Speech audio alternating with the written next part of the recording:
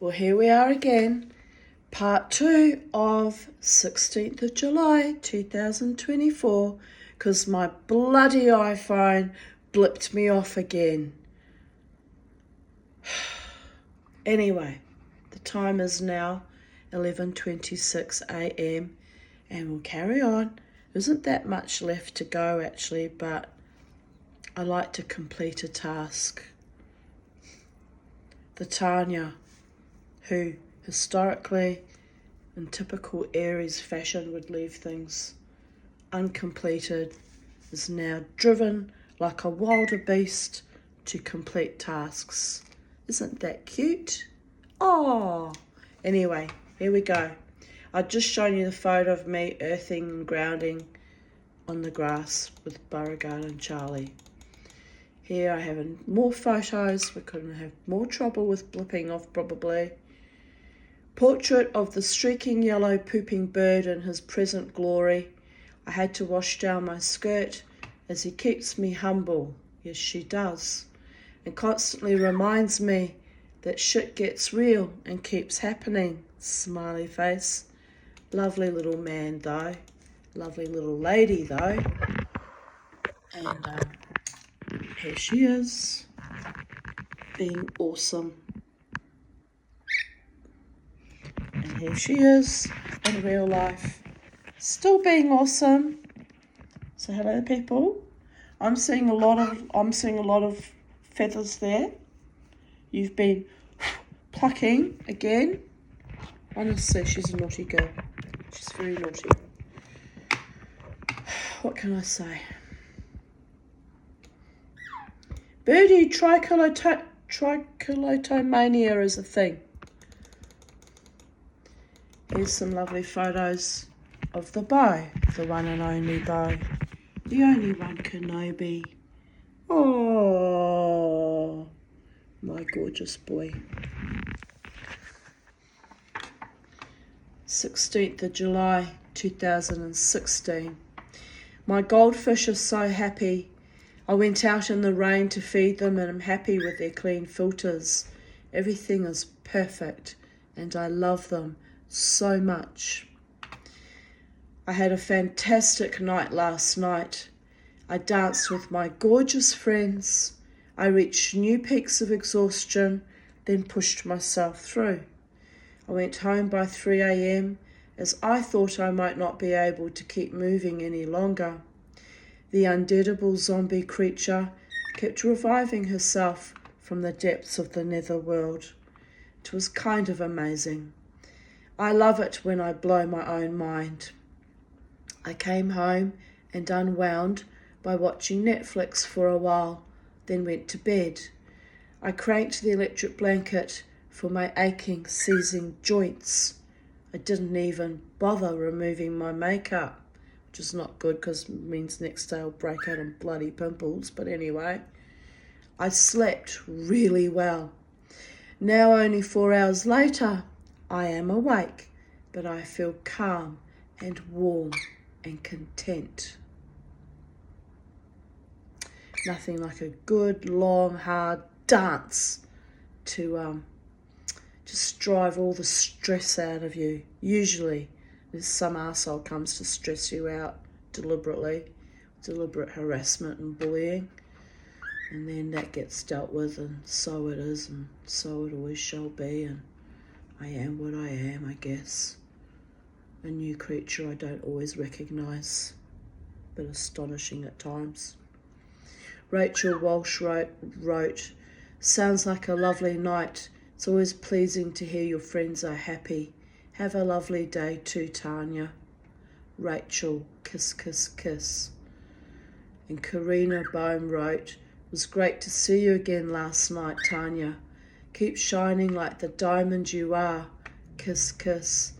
And I wrote back, love you, gorgeous. Kiss, kiss, kiss.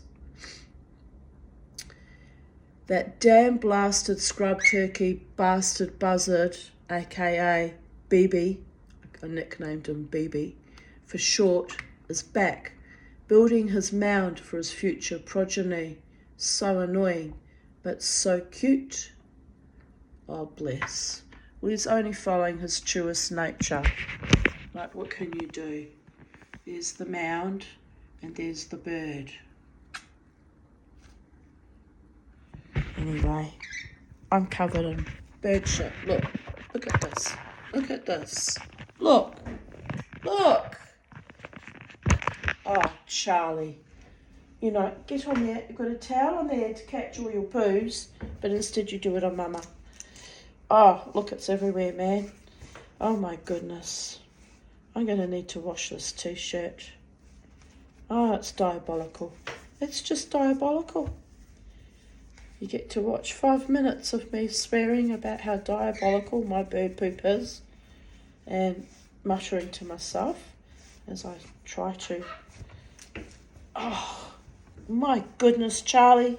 It's soaked right into my denim skirt.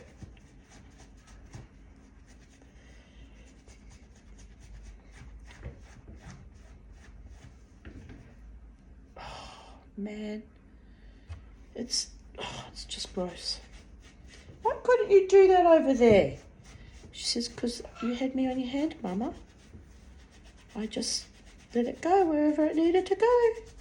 It happened to be on your skirt and your T-shirt. Right. I could be really glamorous and be a woman of, like, high caliber and great effete, you know, style and femme fatale, femininity. If it weren't for my bird shitting down my neck, literally. Okay, Charlie. You're out to get me, Charlie. But I do love you. I do. You're cute while you're out to get me. Anyway. Carry on. Soldier on, carry on. Chest out, shoulders back.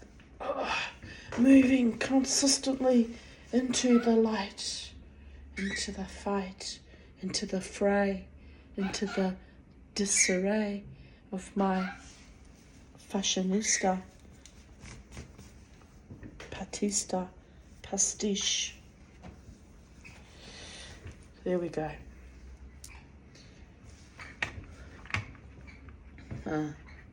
I wrote a comment to this. I do, but I make myself tea instead. Smiley face. A piece of prose by Zoe Elliott. You deserve... Oh, she posted it. Sorry, correction. It's a quote by Frida Kahlo.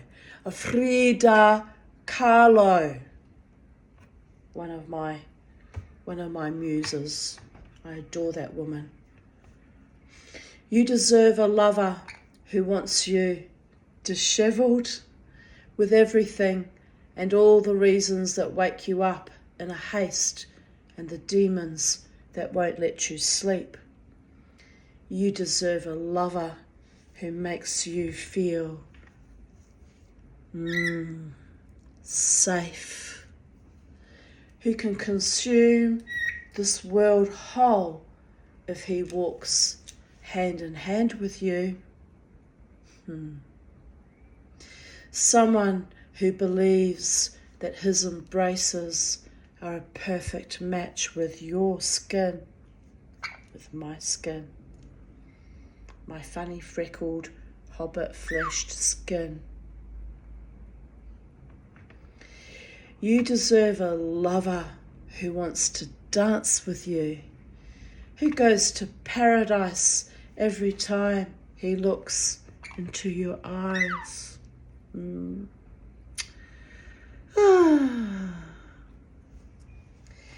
never gets tired of studying your expressions. Well, I'm trying to tone it down a little bit. My friend Nigel in New Zealand told me he watches my videos because he loves all my facial expressions. I hadn't realised how very mobile my face has gotten. I used to be really kind of, had a more blunt, flat affect, you know, from all the sight meds, but now my face is just this constant fucking ballet. Even I don't know what expression I've got on my face at any given moment in the space-time continuum. But it's nice to be a revivified zombie, isn't it? To be fully embodied and in your own face and body and soul and spirit, and have free expression, and just can't raise one eyebrow, but I can raise two. Oh, it's all very wonderful, isn't it? It's all very wonderful. You deserve a lover who listens when you sing, who supports you when you feel shame and respects your freedom. Oh yes. Yes. Oh yes. Oh yes. Oh yes. Respects my freedom, but enjoys participating in my freedom as well. Who flies with you and isn't afraid to fall.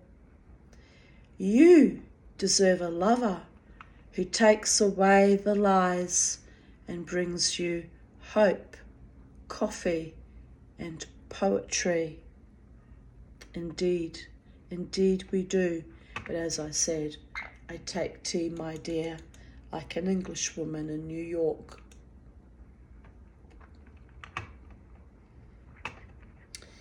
Wow, wasn't that powerful? Pardon me. Wasn't that absolutely powerful? And then I had my lovely young friend Daniel, who did used to love to dance with me, almost as vigorously and wildly and joyously and carefree as I did. He would come to me dripping in sweat. I hate sweat. It's not something that turns me on, to be honest. But it's not his fault. He'd been dancing for hours. I'd been dancing for hours. But his t-shirts, if you watch my videos, Daniel, I love you, darling, not disparaging you, but his t-shirts would be saturated in sweat, and then he'd come up to hug me, because he used to love to hug me. I suppose because I probably look like some old auntie from the ancestors, you know, with the Slavic German face, you know. And he'd come up to hug me. He would always say, I love you, Tanya. I love you too, Daniel.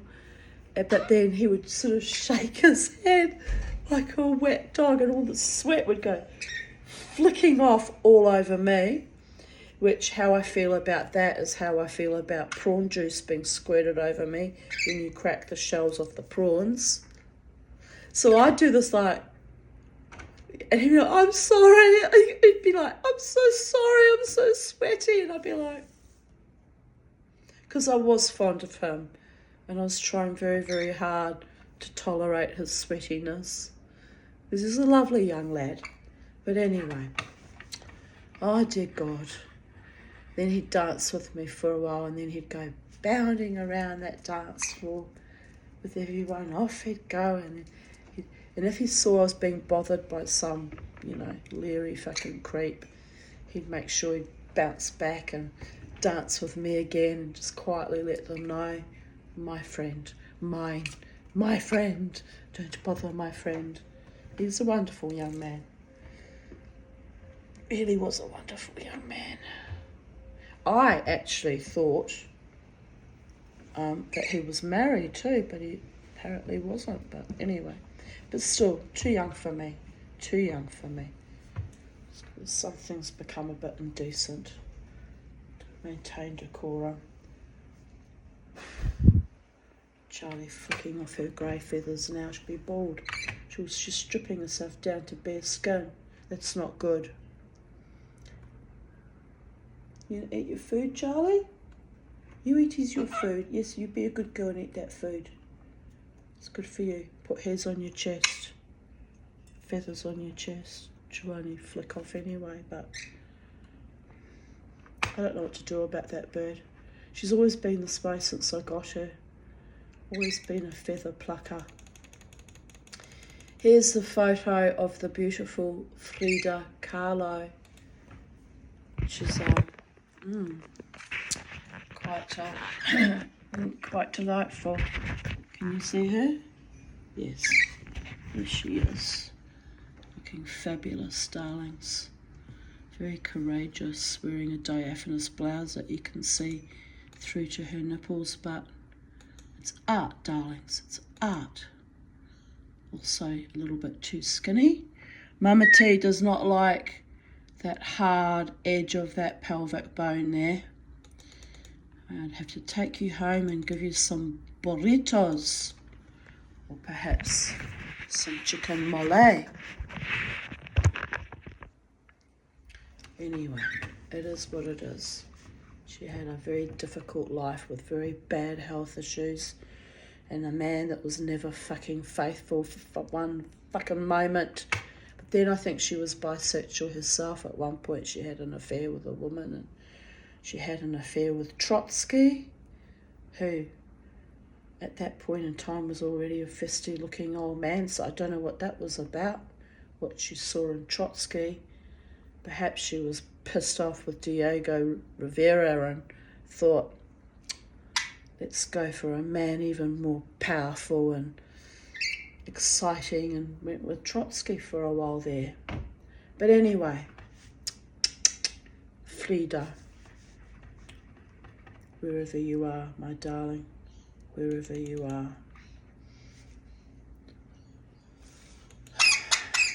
I know. Yes, you're a beautiful girl. Revivified zombies. I guess she was kind of a revivified zombie in a way, since she languished in bed for months and years with that terrible injury from that tram pole being driven through her guts. And the pain would have been intense. So I guess revivified zombies get to have affairs with whoever the hell they feel like, because they're celebrating life. L'chaim. Like, I get it. Just because I'm still all fucked up and weird and prudish and trying to hold everything together, because I don't want to hurt other innocent people as byproducts of my love. But if I was Frida Kahlo, I wouldn't give a flying fuck, would I? Maybe that's what's wrong with me.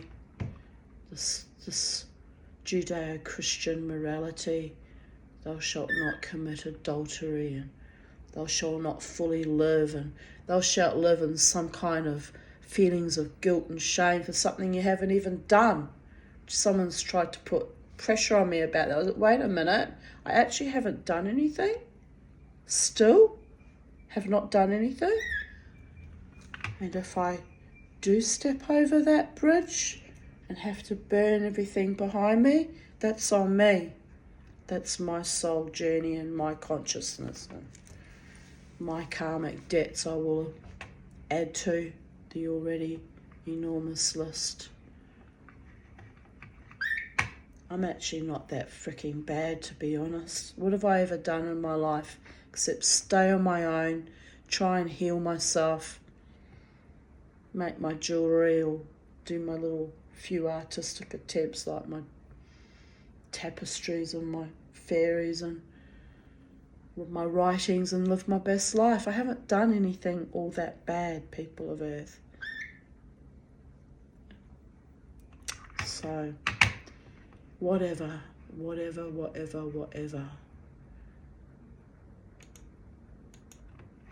There's a wonderful song by Earrha Kitt.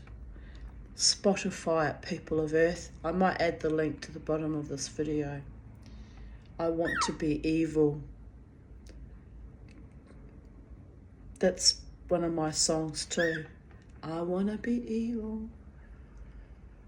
I want to wake up with a taste of, what is it? What you say? The taste of cigarettes in my throat and I can't even remember all the freaking words now. But she's got this gravelly, deep, husky voice, and she sings like this. Oh, it's delightful. Watch the video. It might be on YouTube. I Want to Be Evil by Earrha Kitt. That's the mood my current mood in right now. I want to be evil, but I'm trying really, really hard to remain good. But only the gods can decree who is my true Bichette and who really loves me. And I may have to be a little bit flexible too. A little bit flexible. Anyway, let's see what I can achieve with my own self, with my own soul. If the gods allow me to heal my mind, body and spirit, let's see who is truly meant for me. Isn't that true, Charlie? She says, Mama, I don't know what you're raving on about. You've been raving on all morning. Right, just finish this video, Mama. All right, Charlie. You've got a point, Charlie. 16th of July, 2015. 7:10 a.m. Bitterly cold morning. Thank the Lord for electric blankets. Cold as brass monkeys out there. I think I will rest today, which means I wasn't well in that moment in the time, 2015, either. I remember about 15 or so years ago, a psychic reader telling me that I was years ahead of my time, but that in the second half of my life, I would notice the rest of the world catching up and actually comprehending what I have experienced. And here we are now. I laughed it off as the usual psychobabble poppycock I used to love to partake of, just in case I found a true psychic. That woman's insight has indeed come to pass. To think that I could be writing on social media on Facebook and have met so many people who understand me now, when for years I was told I was crazy. To have discovered other spiritually minded and enlightened people who believe as I do that we can actually change the world for the better, for ourselves, our children, generations to come, for our planet, for our ecology. I was just thinking, it's so bloody windy today. It's like the August winds, bitter cold August winds, but it's only the 16th of July. So it's the August westerly winds that have come early. They came early last year too. We each have our own unique struggle, which makes us experts in our field. For me, it is speaking out about child abuse and domestic violence to advocate for a safer, saner world than what too many of us have experienced.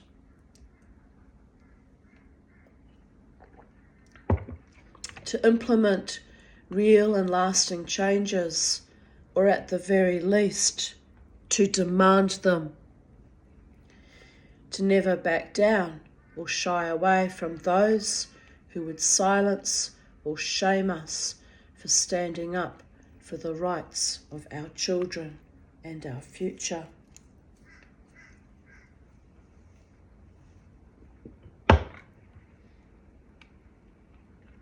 Listening to the happy sounds and quadraphonics of 4 cats eating wet food. They haven't had it for a while and they are positively gourmandizing in their delights. Messy eaters though, but oh so happy. I'd do anything to listen to them slurping again. I miss those little furry little schleppers. 16th of July 2014. I saw my doctor. He is thinking about putting me in hospital. Says I need rest. Not happy, Jan, laughing out loud. I have had the best time of my life, but it was triggered by loss. Falling in love with a wig will do that to me. There is a history, darlings. Oh well, back to the drawing board. Scratch and sniff, spit and spot. Pull up my witch's britches, itchy things, wollene gutkas. That means woolen undies. and let my heart take a hiatus so I can keep loving.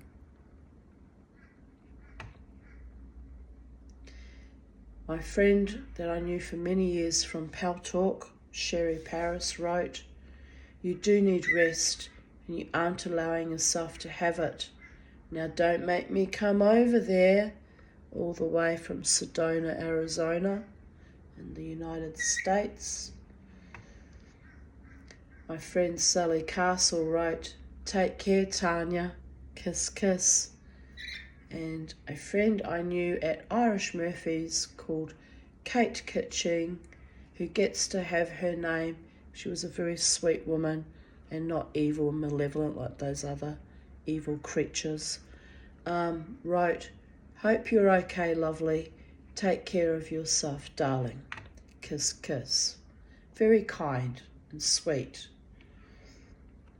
16th of July 2013. I had a happy day today, and my night is made even more happier by mysteriously finding my missing diamond nose ring behind the loo. I also managed, after much frustration and fiddling and swearing and sweating and general panic attacks, to program the new Universal TV remote. I now have a working TV remote, so I can now watch TV without constant interruptions and the irritation of having to get up and try to get the buttons on the TV to cooperate with what I wanted. This remote thingy has been the bane of my existence for 2 months. So little tiny technology has brightened my existence immensely. Let's hope I don't lose this one. I never did find the other remote, laughing out loud. And remotes don't simply get up and walk away all by themselves. So it makes me wonder if someone, maybe one of my kids at the time, took it just out of sheer mischief. Because things don't just disappear, permanently. They eventually turn up. So it was very strange, that whole business with the TV remote. Very, very strange indeed. Never ever found it, by the way. It never turned up, the original one. Did the fairies take it? What possible use could fairies have with a TV remote? Curious minds want to know. But anyway, it disappeared into some glitch in the matrix, never to be seen again, and I had to buy another one. 16th of July 2012. I'm getting my hair done today, so looking forward to looking fresh, even if it is a schlep on the train.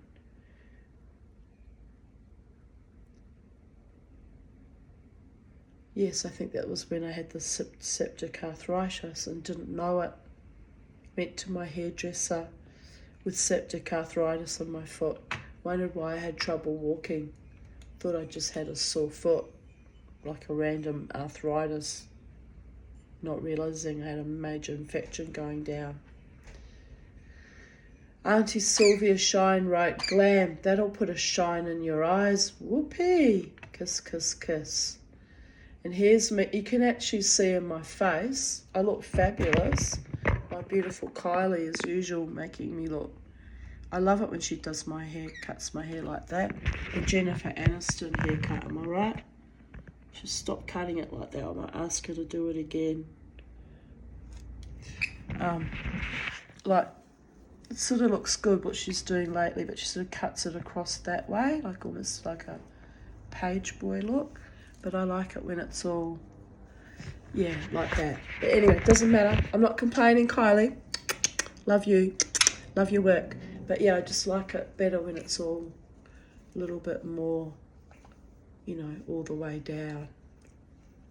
Well, I need to communicate that to her when I next get my hair done. Because if you don't speak out and communicate, well, how would she know? Yeah. I don't know, she did kind of cut it that way. Well, anyway, my hair as usual, is like Medusa, has a life of its own and does what it wants, whatever. So there is that. But anyway, in that photo, you can actually see that I'm pale and I'm all kind of swollen and puffy around the gills. I had no idea. I had no idea I had septic arthritis. I could have fucking got gangrene and died. It was that touch and go. So there you have it. New hairdo. Posted another photo of me. Yeah, I definitely don't look well there at all. But you know, what the fuck? Who would have thought that? 16th of July 2011. I had a lovely day today. I went to shul with Gail, got given an aliyah. An aliyah is when a person gets called up to read from the Torah. And we say special blessings before the reading, special blessings after the reading, and then whoever the service leader is, whether it's a rabbi or a lay leader, reads from the actual Torah portion. Each week there's a different portion that you read. So you say the blessings before, they read the Hebrew, then you say the blessing after. It's a great, great honour. So I got given an aliyah. I made mention of it because it's a great honour. And then went home for a nap. Then Gail and Christina picked me up and took me to see Harry Potter Part 2. We all thoroughly enjoyed the movie. Truly wonderful. So that was indeed a lovely day. Credit where it's due. Here we go. 16th of July 2010. The Cult of the Tanya, aka Crazy Catwoman, Official Schnorrer, and PhD L, Fiddle, PhD in Life. Playing on the word there. Fiddler on the roof with the cat on the hot tin roof. Schmendricking for some gelt and nosherai. Oi. A schmendrick is a silly, foolish person. And gelt is money. And nosherai is yummy things to eat. So I was saying that I was begging or clowning around for money and something nice to eat. And oi, well, oi means... Oi can mean all sorts of things. It can be good, it can be bad, it can be exciting, it can be depressed, it can be all sorts of things. But I think in that time I meant a triumphant oi. Anyway. Another late night for me currently, 12:16 a.m. Friday morning. Oi. Sleep time, I guess. See you all lunchtime tomorrow. Why pretend I have a normal schedule anymore? My secret is out, laughing out loud. I actually woke up this morning at 6 a.m? Yes, it was 6 a.m. 6 o'clock in the morning with the birdies. It's another thing, the CPAP thing. I'm waking up astonishingly early by 6. I never wake up that early. It's not my scene, man, to be up that early in the morning. And then I checked my, sleep monitor on the CPAP machine, said I'd slept 8 hours. So I thought I went to bed later than 10 o'clock actually, but 8 hours it is. So waking up at 6, the first thing I did was take the mask off, of course, and go to pee, of course. But I seem to be refreshed enough to be waking up that early. But now it's midday, it's exactly 12 p.m. I'm starting to go, feeling a bit drained and exhausted and going a bit flat again.